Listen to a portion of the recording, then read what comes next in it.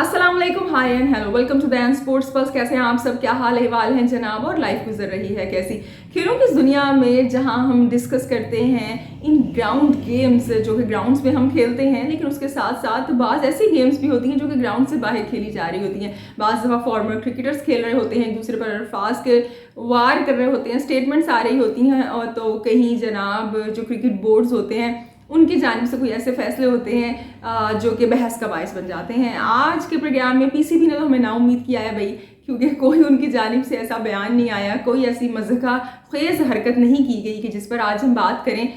लेकिन बहरहाल बात करने को बहुत कुछ है। अगर हम कंट्रोवर्सीज़ की ही बात कर लें तो जॉनसन ने जो वार्नर के ख़िलाफ़ उनके ख़िलाफ़ कह लें या अपनी राय का इजहार किया वार्नर को लेकर, एक आर्टिकल लिखा।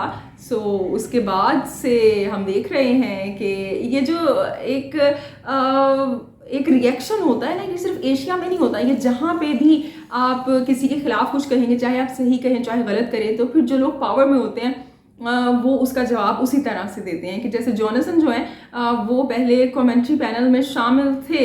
ये खबरें थीं कि उनका नाम शामिल है जनाब पाकिस्तान वर्सेस ऑस्ट्रेलिया की जो टेस्ट सीरीज़ है उसमें, लेकिन अब जब जॉर्ज बली को भी आपने नाराज़ कर दिया और वार्नर के लिए भी आपने ऐसे कुछ अल्फाज कहे जो कि मेरे ख्याल से आधी बात उनकी सही है आधी गलत है।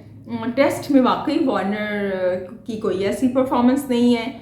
मेरे ख्याल से 2020 से अब तक उन्होंने कोई एक ही सेंचुरी बनाई है, एवरेज भी अच्छी नहीं है। लेकिन वो जो उन्होंने इल्ज़ामात की बात की है, मेरे ख्याल से जब एक बंदे ने अपनी सज़ा भुगत ली, सब कुछ हो गया, तो उसको दोबारा से डिस्कस नहीं करना चाहिए। लेकिन वही हुआ कि अब उन्हें कमेंट्री पैनल से अलग कर दिया गया है और अब वो पाकिस्तान और जो ऑस्ट्रेलिया की टेस्ट सीरीज़ है उसमें कमेंट्री नहीं करेंगे।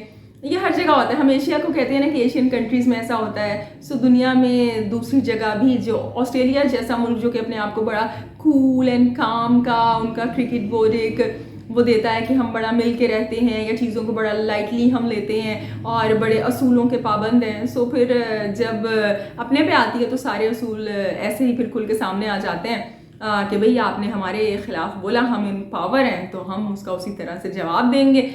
और दूसरी जानिब हमने लेजेंड्स लीग में देखा कि श्रीनाथ और गंभीर के दरमियान जो है वो कुछ हार्श वर्ड्स का तबादला हुआ कि जिसके ऊपर काफ़ी बात हो रही है। इसके अलावा जो एक ख़बर है कि जिसे हम आगे जाकर प्रोग्राम में डिस्कस करेंगे वो शामी के हवाले से है।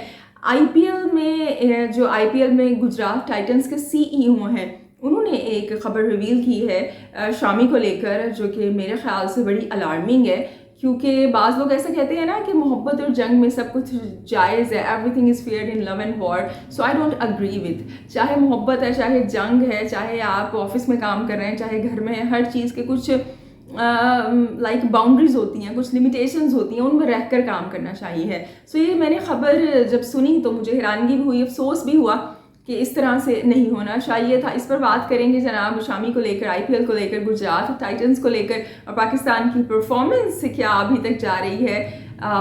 ये जो एक प्राइम मिनिस्टर 11 और पाकिस्तान 11 के दरमियान एक प्रैक्टिस मैच जारी है कि जिसको फर्स्ट क्लास का दर्जा दे दिया गया है। बड़ी अच्छी बात है, ज़रा देखने का भी मज़ा आता है, खेलने का भी मज़ा आता है।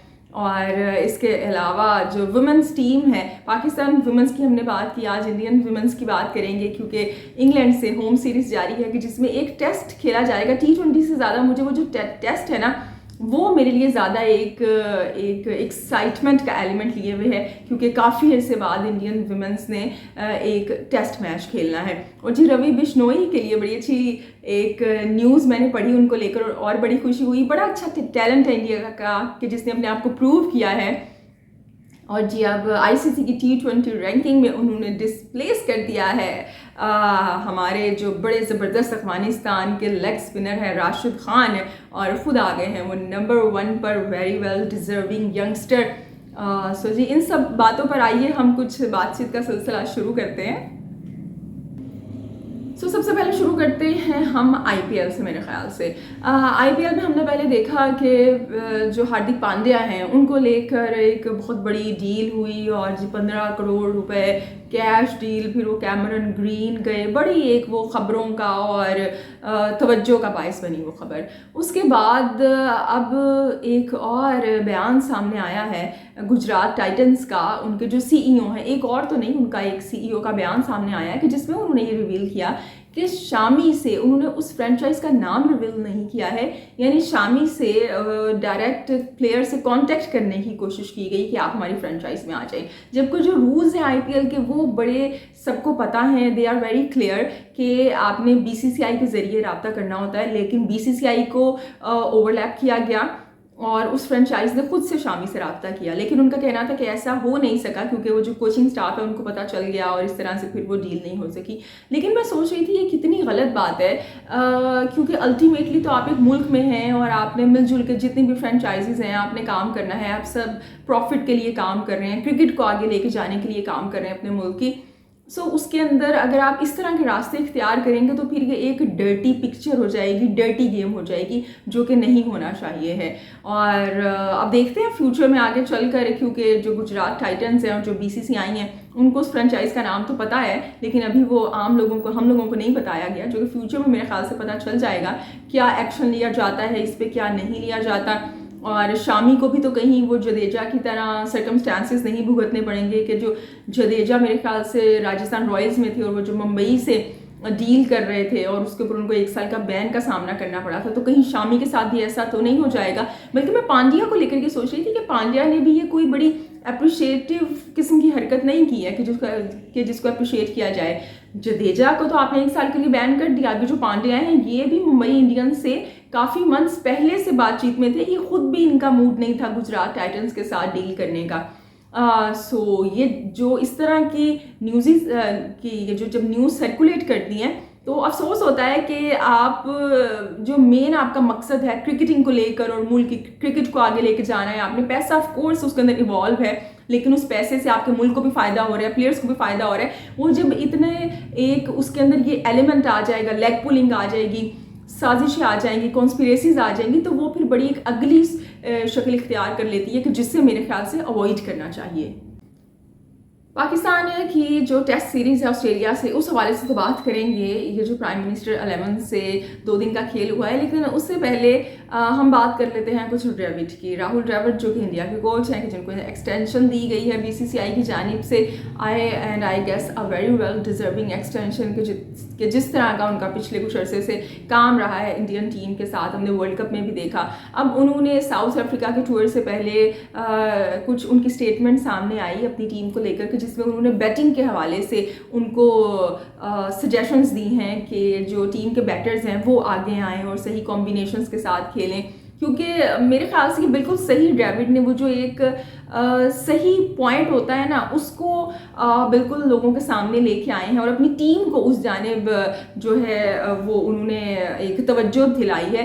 क्योंकि इंडिया की जो बैटिंग, हालांकि बड़ी स्ट्रॉन्ग बैटिंग लाइनअप है उनकी, लेकिन अभी अगर हम रीसेंट की बात करें, चाहे हम वर्ल्ड टेस्ट चैम्पियनशिप का फाइनल देख लें, उसमें भी इंडिया जो मैच हारा था वो अपनी बॉलिंग की वजह से नहीं हारा था, वो अपनी बैटिंग की वजह से हारा था वो मैच। वो एक डिसीजन रोहित का वो जो है टॉस जीत कर गलत हो गया था, एक उन्होंने मिसरीड किया था पिच को, वेदर को, और फिर बैटिंग आपकी वैसे नहीं सामने आ सकी कि जिस तरह से आनी चाहिए थी। और अगर हम बात करें फाइनल की, ये जो वर्ल्ड कप का था, उसमें भी आपकी जो बैटिंग है उसने इतने रन बनाए ही नहीं ना कि आपकी जो बॉलिंग है वो उसे कुछ सेव करती, डिफेंड करती। तो वैसे तो इंडिया की जो पावर है हमेशा से उनकी बैटिंग रही है, अब तो बॉलिंग भी बड़ी अच्छी है, लेकिन अगर हम एक बात करें, हम हिस्ट्री की बात करें, लेकिन जब हम बड़े टूर्नामेंट्स देखते हैं तो उसमें अभी हम रिसेंट में ये देख रहे हैं कि जो बैटिंग है वो अपना वैसे किरदार अदा नहीं कर पाती है। तो बड़ी अच्छी बात है, एक बड़ी अच्छी बात द्रविड़ ने की और मैं इससे बिल्कुल अग्री करती हूँ। सो जनाब, जल्दी जल्दी मैं टॉपिक कवर्स कर रही हूँ। सो अब हम बात कर लेते हैं पाकिस्तान वर्सेस प्राइम मिनिस्टर 11, जो कि ऑस्ट्रेलिया से मैच जारी है, प्रैक्टिस मैच है। और अच्छी बात यह है कि जैसे कि मैंने कहा कि फर्स्ट क्लास मैच का दर्जा दे दिया गया है, बड़ी अच्छी क्रिकेट हम देख रहे हैं। और अभी तक अगर हम 2 दिन के खेल की बात करें, चूँकि हमने देखा कि पाकिस्तान ने टॉस जीत कर पहले बैटिंग का फैसला किया। पिच की सबसे पहले बात कर लेते हैं, तो ये जो पिच है ये बिल्कुल उस तरह की नहीं है कि जिस तरह की आपको पर्थ में मिलेगी। लो बाउंस है, पिच के अंदर इतना जूस नहीं है बॉलर्स के लिए। और काफ़ी हद तक बैटिंग को सपोर्ट करती हुई पिच है ये। सो हमने देखा अभी तक का जो खेल है।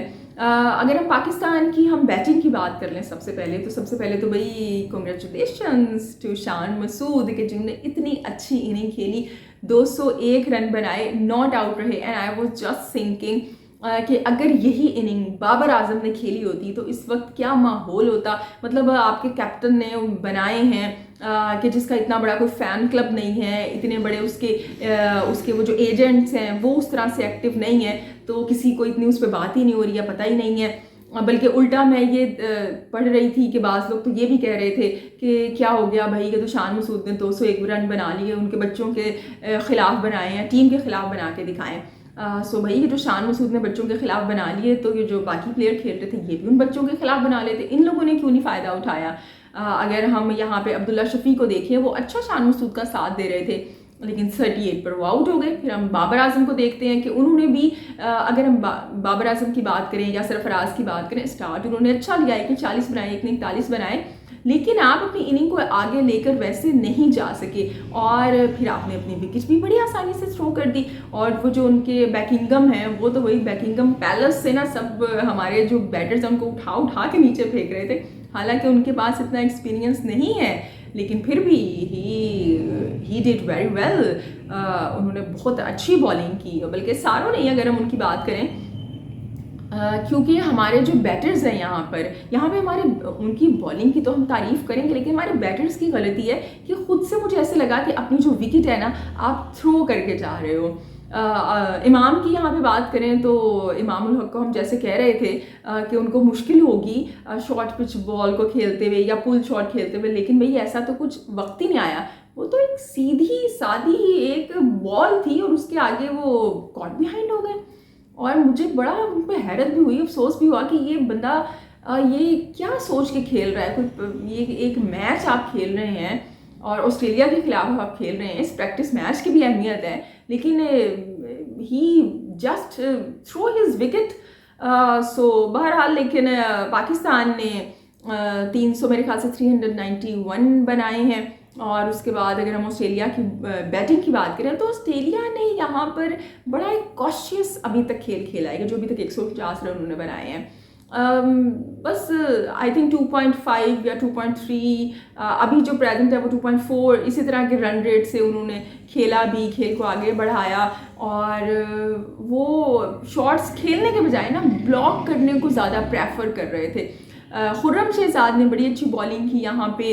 फ़हीम अशरफ के जिसको उनके टीम में जब वो पास्ट में सेलेक्ट हुए, या अभी भी मैं उस जैसी को कहीं ना कहीं मैंने क्रिटिसाइज़ किया है, लेकिन उन्होंने जो बॉलिंग की वो बड़ी अच्छी लाइन एंड लेंथ के साथ की।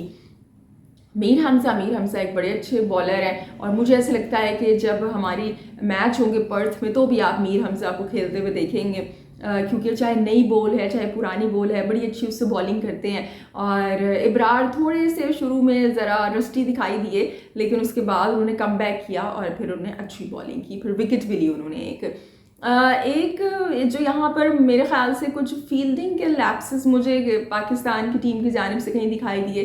कुछ ऐसे आउटसाइड एजेस थे जो कि मेरे ख्याल से वो यूटिलाइज़ किए जा सकते थे, लेकिन वो उस तरह से नहीं उनको यूज़ किया गया। लेकिन प्रैक्टिस मैच के हिसाब से देखें तो अभी तक अच्छी जो है पाकिस्तान की परफॉर्मेंस है। और अगर आप ऑस्ट्रेलिया की बात करें तो कहने को तो ऑस्ट्रेलिया की नई टीम है, लेकिन इसके अंदर भी काफ़ी बड़े नाम हैं। टोड मर्फी हो गए, Todd Murphy I do remember जब बॉर्डर गवास्कर ट्रॉफी थी, ये लाइक ही बंदा आता था और विराट कोहली को आउट कर देता था। इसने उसके अंदर विराट कोहली को कोई खेलने ही नहीं दिया था खुल के। सो टोड मर्फी बड़ा एक जाना माना नाम है और बड़ा अच्छा परफॉर्म कर रहे हैं। हालांकि नए हैं लेकिन परफॉर्म बड़ा अच्छा कर रहे हैं जब भी उनको मौका मिलता है। और अगर हम यहाँ पे बात करें, कैमरून ग्रीन हो गए या इसी तरह से एक और कैमरून है मेरे ख्याल से बैंक्रॉफ्ट क्या करके उनका नाम है, तो ये एक बड़ा नया और पुराने का मिक्सचर है। और काफ़ी इसमें से खिलाड़ी ऑफ कोर्स इसीलिए खेल रहे हैं कि वो दोबारा से ऑस्ट्रेलिया की टेस्ट टीम में जगह बनाएं। तो इट्स नॉट दैट ईजी। ये एक दोनों जानिब से मज़े की गेम हो रही है और देखने का मज़ा आ रहा है, टीवी पर टेलीकास्ट हो रही है। So it's very good. अब देखते हैं आगे आने वाले दिनों में क्या होता है। ये जो 2 दिन है, ये 2 दिन का खेल रह गया है कि क्या पाकिस्तान की बॉलिंग की परफॉर्मेंस रहती है। क्योंकि अगर आपने देखे ऑस्ट्रेलिया में आपने अगर मैच जीतना है ना तो आपको 20 विकेट्स लेनी है। जब तक आप विकेट नहीं लेंगे, आप 10 के 10 खिलाड़ी नहीं आउट करेंगे, आप नहीं जीत सकते हैं। तो विकेट्स लेना बेहद ज़रूरी है। और मेरे ख्याल से अगर जब हम पर्थ की बात करें तो पर्थ में अगर यही बॉलिंग लाइनअप होगी और इसमें ऑफ कोर्स फिर हसन अली आ जाएंगे, शाहीन शाह अफरीदी आ जाएंगे, तो बड़ा अच्छा एक मिक्सचर बन जाएगा। हमारे पास बॉलिंग की वैरायटी आ जाएगी, ऑप्शंस मज़ीद पेसर्स की हमारे पास आ जाएंगी। सो ये था कुछ पाकिस्तान के हवाले से। और अब अगर हम इंग्लैंड की और इंडिया की विमेंस टीम की बात करें, सो T20 सीरीज़ जारी है, एक टेस्ट मैच भी खेला जाएगा इसके बाद। इंडियन वुमेन्स जनाब बड़ी अच्छी साइड है और हमेशा जो सामने वाली टीम्स होती है उनको बड़ा टफ कंपटीशन देती है। रिसेंटली जो मैंने लास्ट में खेलते हुए देखा था वो T20 वर्ल्ड कप में देखा था और पाकिस्तान के ख़िलाफ़ मैच में वो बिल्कुल आई डू रिमेंबर वो इस तरह का मैच था कि वो पाकिस्तान ने मैच जीत लिया था, लेकिन फिर वो जो अमायमा है और जो रिचा है उन्होंने वही किया था पाकिस्तानी वुमेन्स के साथ जो कि T20 वर्ल्ड कप के फाइनल में कोहली ने और पांड्या ने किया था और फिर मैच बना लिया था, जीत लिया था। पाकिस्तान टीम की अपनी भी गलतियां थी लेकिन इन दोनों ने बड़ा अच्छा खेला था। लेकिन अगर मैं T20 साइड की बात करूँ तो मुझे ऐसा लगता है कि जो वुमेन्स टीम है उसके अंदर जैसे हमने इंग्लैंड से देखा वैसे कोई पावर हिटर नहीं है उस तरह का। और इसके अलावा आई जस्ट फेल्ट कि एक टाइम में इंडिया की टीम उस पोजीशन पर पहुंच चुकी थी, मेंस टीम, कि जब रोहित शर्मा हो गए या कोहली हो गए या जो इस तरह के सीनियर प्लेयर्स थे वो रन करते थे तो टीम जीत जाती थी, और जब वो रन नहीं करते थे तो टीम हार जाती थी। अभी तो खैर टीम बड़े अच्छे एक फॉर्म में है, सारे खिलाड़ी अच्छा परफॉर्म कर रहे हैं, लेकिन अभी जो कि इंडियन विमेंस हैं उनके साथ भी ऐसा है कि जब ऊपर से उनकी कैप्टन हो गई या शिफाली हो गई या स्मृति मंधाना हो गई, ये जब 3-4 ऊपर के लोग रन करते हैं तो ये जीत जाते हैं। जब नीचे वालों पे आ जाती है रिस्पॉन्सिबिलिटी तो ये फिर उस तरह से आगे उन चीज़ों को नहीं लेके जा पाते हैं, उस तरह से इनिंग्स को कंस्ट्रक्ट नहीं कर पाती हैं प्लेयर्स, या वैसे एक आउटपुट नहीं आती है कि जैसे आनी चाहिए। सो मेरे ख्याल से इन चीज़ों पर काम करने की ज़रूरत है। पहला तो मैच फिर इंग्लैंड ने जीत लिया, 2 मैचेस अभी बाकी हैं, सो देखते हैं जून में क्या होता है आगे चल के। सो जनाब ये था आज का प्रोग्राम। बस PSL पे मैंने कोई इसके लिए अलग से प्रोग्राम नहीं किया क्योंकि PSL में कोई इतने बड़े नाम है ही नहीं। पहले मैंने सोचा कि जनाब इस पर बात करें कि 400+ प्लेयर्स के नाम ड्राफ्ट में शामिल किए गए हैं। एक जगह हम IPL को देख रहे हैं, वो जो उनकी ऑक्शन है उसमें 1000+ मेरे ख्याल से नाम रजिस्टर हो चुके हैं प्लेयर्स के, और यहाँ पे जो आपने नाम 400+ कुछ आए हैं ड्राफ्ट के अंदर वो वही नाम है कि जिसके अंदर अफगानिस्तान के प्लेयर्स को शामिल करके आप खुश हो रहे हैं, या वही पुराने नाम है। नगीडी एक चले बड़ा नाम है, लेकिन वो जो मैं कह रही थी कि मैक्सवेल की बात हो रही थी वो दिखाई देंगे या क्विंटन डी कॉक होंगे, सो उस तरह का कोई भी नाम नहीं है। और PSL को बिल्कुल सोचने की ज़रूरत है कि आगे उन्होंने क्या अपने लिए वे डिफ़ाइन करना है, क्योंकि इंटरनेशनल लीग की लोग बात कर रहे हैं, मुझे उससे ज़्यादा तो साउथ अफ्रीकन लीग से ख़तरा है, क्योंकि लास्ट अगर हम उनका पहला season it was so good, और ऑफ कोर्स IPL के जो ओनर्स हैं उनकी टीम्स भी हैं और फिर वो TV पे भी मैच आते हैं और टाइमिंग बड़ी अच्छी है। अगर आप BBL के मैचेस को देखें तो हमारा टाइम डिफरेंस इतना हो जाता है, लेकिन साउथ अफ्रीका के साथ की जो लीग है उसमें ऐसा कुछ भी नहीं है, और बड़े बड़े प्लेयर्स हैं और उनके साउथ अफ्रीका के अपने बड़े अच्छे प्लेयर हैं, फिर डोमेस्टिक के उनके प्लेयर, बड़ा अच्छा कॉम्बिनेशन बनता है कि जिसको मैंने, हालांकि मैं PSL के अलावा कोई लीग नहीं देखती, कभी कभार IPL के मैचेस अगर देखे भी तो इस तरह से हाइलाइट्स में देख लिए या कोई मैच देखा कोई छोड़ दिया, अगर मैं पास्ट की बात करूं, लेकिन PSL को रेगुलरली फॉलो करती हूँ मैं हमेशा। और इसी तरह से जो साउथ अफ्रीका की लीग है वो इतनी अच्छी थी कि उसको मैंने फॉलो किया था और बड़ा मज़ा आया था। सो ये पाकिस्तान के अंदर एक टफ कंपटीशन हो सकती है। सो PSL के जो भी ऑनर्स हैं और PCB, इनको सोच के बैठ के सर जोड़ने पड़ेंगे और कुछ करना पड़ेगा, या तो ऑक्शन लेके आएँ या फिर कुछ भी हल निकालें इसका, लेकिन बहरहाल भाई हल निकालें इसका। अच्छा, लास्ट प्रोग्राम में एक बड़े अच्छे से हमारे व्यूअर हैं, मुझे नाम याद नहीं आ रहा, I think one sided lover ID है उनकी, या वही है मेरे ख्याल से, कि जिन्होंने कहा था कि भी IPL ने बड़ा काम किया है इंडिया में क्रिकेट के बूम के लिए। And he told me just कि रिंकू सिंह हो गए या जायसवाल हो गए, किस तरह से इनको आगे लेके आए और इनकी लाइफ स्टैंडर्ड प्लेयर्स की कितनी अच्छी हो गई हैं और क्रिकेट को कितना फ़ायदा हुआ है। सो बिल्कुल मैं इस बात से एग्री करती हूँ कि आईपीएल ने बड़ा अहम किरदार अदा किया है। लेकिन मुझे ऐसा लगता है कि ये सिर्फ क्रिकेट में नहीं हुआ है, ये अगर आप इंडिया की सारी स्पोर्ट्स को देखें ना, अभी आपने देखा होगा एशियन गेम्स के अंदर कि कितनी अच्छी परफॉर्मेंस रही है भाई, 100+ मेडल्स उन्होंने जीते। So it's not just very ordinary thing India ने, और इसके अंदर आप देखें उनका ये बड़ा एक उन्होंने प्रोसेस को बिल्ड किया है। बल्कि मैं आज ही खबर पढ़ रही थी कि जो उनकी जूनियर बॉक्सिंग चैम्पियनशिप है उसके अंदर इंडिया के भाई 12 जो कैंडिडेट थे उन्होंने क्वालिफाई किया, जो कि खुद एक रिकॉर्ड है। और फिर उसमें से 3 ने गोल्ड मेडल जीता, मेरे ख्याल से 9 ने सिल्वर और 5 ने ब्रॉन्ज, इसी तरह कुछ नंबर्स हैं उनके। और जो गोल्ड मेडल जीता है वो तीनों के तीनों फीमेल्स हैं।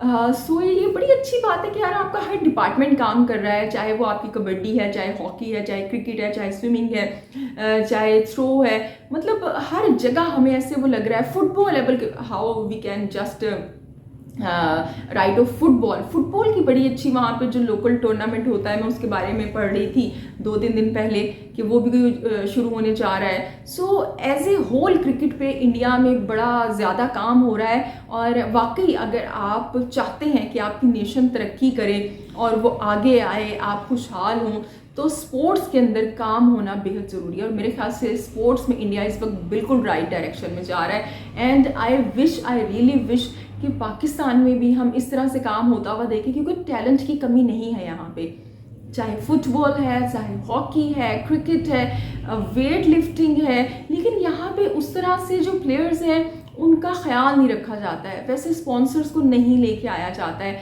वैसे जो प्रोसेस है उसको बिल्ट अप नहीं किया जाता है। So I wish and I pray कि पाकिस्तान में भी इसी तरह से जो स्पोर्ट्स की डिफरेंट फील्ड्स हैं वो ग्रो करें। सो जी आज का प्रोग्राम था, बड़ा अच्छा लगता है जब भी आप लोगों से मुलाकात होती है। अपने फीडबैक से ज़रूर मुझे आगाह कीजिएगा, जाते जाते एक प्यारी सी स्माइल दीजिए, क्योंकि आप मुस्कुराते हुए बहुत अच्छे लगते हैं। कल होगी आपसे फिर से मुलाकात, अल्लाह ही के बान।